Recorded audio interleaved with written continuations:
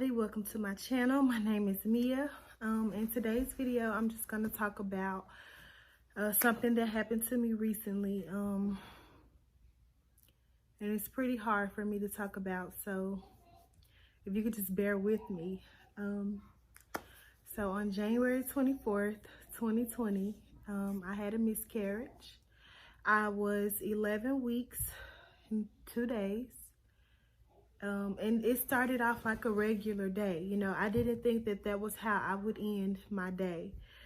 So I was actually bleeding on Thursday. It was like dark brown blood, you know, and I was scared. I was concerned because that didn't happen with my first pregnancy. So it was dark brown blood. I called my doctor, and she just assured me that it wasn't anything to worry about. She said because of the color, you know, it sounded like it was old blood leaving the uterus, and to not worry. Yeah, she told me not to worry about it, and just to call her if I started cramping or if the blood changed colors or if I felt uneasy about anything. She said to just call her. And so I didn't worry about it too much. It was just a little spotting, so I didn't worry about it. And then when I woke up Friday, I was still spotting, but it was still the same color. I wasn't cramping. I didn't feel anything. And we were going on a field trip that day with my class, so I wasn't too worried about it, you know. As the day went on, you know, I was walking around doing a lot of chasing kids and all of this stuff, you know, just doing my job basically. And so I taught with my first pregnancy as well. And so I really just wasn't thinking that anything was wrong. And so once we got back from the field trip, I started to feel a little uncomfortable. And then I had to go use the restroom. So once I used the restroom, I noticed that the blood had changed colors. It was bright red blood. And I was filling up a pad pretty quickly. And so I was a little uncomfortable, you know. I had started to feel cramps, kind of like period cramps. They weren't too bad, but they were cramps. And so I called my doctor and she's like, can I come in right now, you know? So I left work and got to the doctor's office in 15 minutes. Went back and did the ultrasound.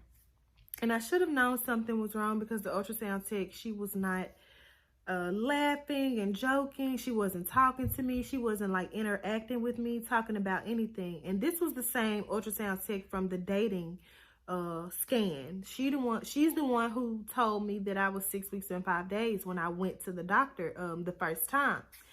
But this time she wasn't her normal jolly self. You know, she just did the scans and she was like, okay, I'm done. You know, the doctor is going to explain to you everything. She's going to go over the results with you. So in my mind, I'm still not thinking that I'm having a miscarriage. You know, it just wasn't something that I was thinking about. And so I went back to the room, and the doctor came in and she was like, tell me about today. What happened today? What did you do today? What did you do yesterday? Like, tell me what led up to this moment. So I just told her about my day. And she was like, I'm sorry to tell you, but, and I just didn't hear anything after I'm sorry to tell you. Like, I just didn't hear anything after that because I had went into shock. I couldn't believe it. You know, I couldn't believe that I was miscarrying my baby at 11 weeks and 2 days. And she was like, the baby stopped growing at 7 weeks. You know, there was no heartbeat.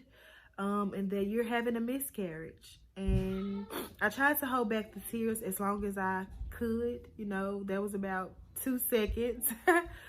And I just cried. You know, I just cried because I had went to the doctor at 6 weeks. I was 6 weeks and 5 days when I went to the doctor. And you mean to tell me that my baby stopped growing 2 days later? You know, I just couldn't understand. You know, I just couldn't understand. And so she was like, it's nothing that you did. It's nothing that you didn't do. You know, you did everything right. She was like, it's not your fault. But I just wasn't hearing any of it. Like, I did something wrong. I just knew it. Like, something was wrong with me. I couldn't carry my baby. You know, I couldn't keep my baby alive. And I had did it the first time. I carried my son Mason 38 weeks and 5 days. And like 38 weeks and 5 days. And I made it to 7 weeks with this baby. And I just couldn't believe it because my stomach was growing, you know. They say you show quicker or faster with the second baby. And so I had a baby bump, you know. I was rubbing my belly every day. You know, I was talking to the baby. I was taking my vitamins. I was doing everything right. And I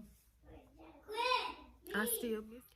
So I left the doctor, you know, and I had a full-blown panic attack driving home. Like, I thought I could drive home, and I really couldn't.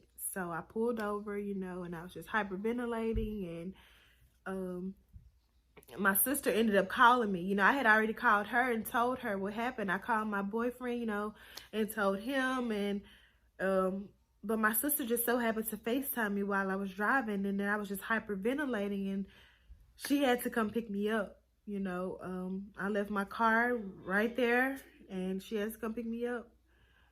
And later on that night, you know, I passed the baby. The doctor was like, we can give you medication to speed up the process and make sure everything is out, or you can just let everything happen naturally. And I just let everything happen naturally. And just seeing that much blood really traumatized me, you know. It really made me sad. I'm hurt. I'm angry, you know, at myself. I'm trying not to be angry at God, but it's hard. And I would be lying if I said that I wasn't angry at God, you know. He said that he would never put more on us than we can bear. He said that he would always be there for us, you know. And I just feel like, why would he let me get pregnant if it wasn't the right time? If he was just going to take the baby away from me? I don't know what my brain is thinking. I don't know what, I'm just confused, you know. Why couldn't I carry my baby? You know, it's parents out here that don't deserve kids, you know, that don't take care of their kids. And I'm not one of them, and they still have kids, you know. I didn't deserve this. My baby didn't deserve this. My son's, the dad, he didn't deserve this, you know. I'm hurt, and I'm trying to make it. You know, I have a 3-year-old to take care of, so I have to make it. But I just don't know when I'm going to be okay. I just don't know. You know, today is Monday. This happened on Friday. I'm home from work. I'll probably be home from work this whole week. But I know I'm going to have to go back next week because I don't have any more days to use to be off of work. So I don't know how I'm going to make it through the days, you know. I'm devastated, and I can't stop crying, and I don't know what to do. I don't know what's going to make it better. I don't know how to make it better. Nothing can make it better in my eyes. They say time heals all wounds, but time is passing, and I'm not getting any better. My friends have been excellent. They've come over every day. They brought food, they brought snacks, you know, we've played games, and they have taken my mind off of what has happened.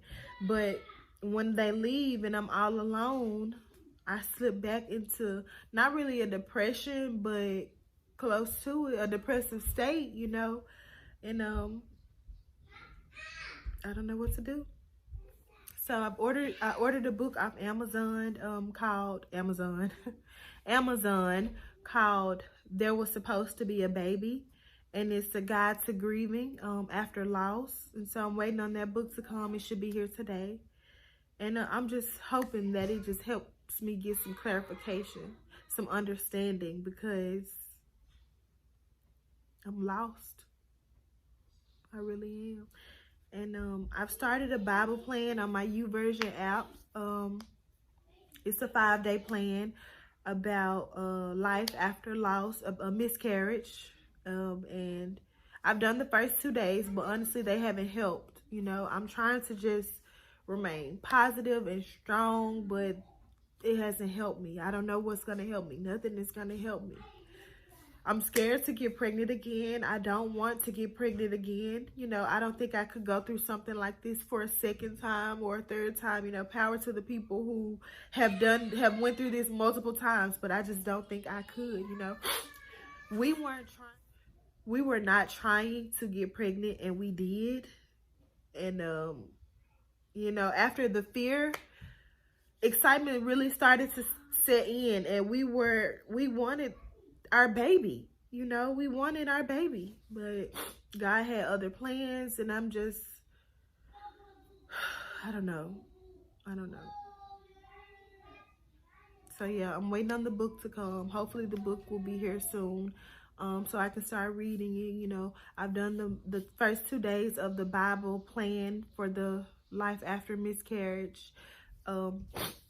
I'm thinking about just deleting my social media for a minute, because honestly, all I see down my timelines are pregnant women, women having babies, baby clothes. It's like all I see is baby, baby, baby, baby. So I'm thinking about just taking a break from social media. I've been in the house all weekend. I really haven't went anywhere. I went to Kroger to get a few things when really I shouldn't have done that. But I'm devastated, and I just don't know how I'm gonna get over this. I don't know. I just didn't think it would happen to me, you know.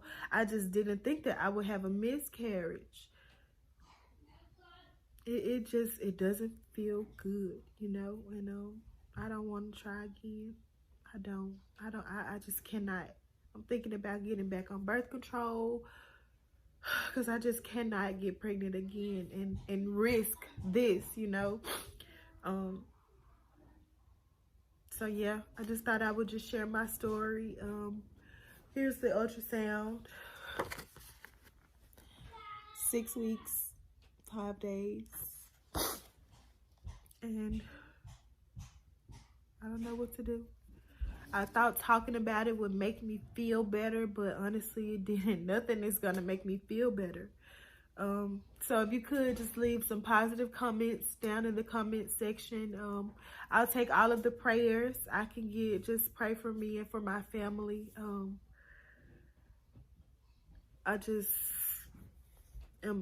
devastated. Like 11 weeks. My baby stopped growing at 7, you know, and I'm thinking that I'm 11 weeks, you know. That's just hard for me to understand. I cannot comprehend it. So yeah, just leave me positive comments down in the comment section. I'm gonna read all of them. It may not be many, but I'll just take all of the positivity that I can get, all of the prayers. And I don't know where my channel is gonna go. Everything is kind of on hold for now, but I just wanted to share my story so people won't think I've just disappeared and not, you know, care about anything else. So yeah, thanks for watching this video, and look forward to my next one, even though I don't know when it's gonna be. And just pray for me. Bye guys.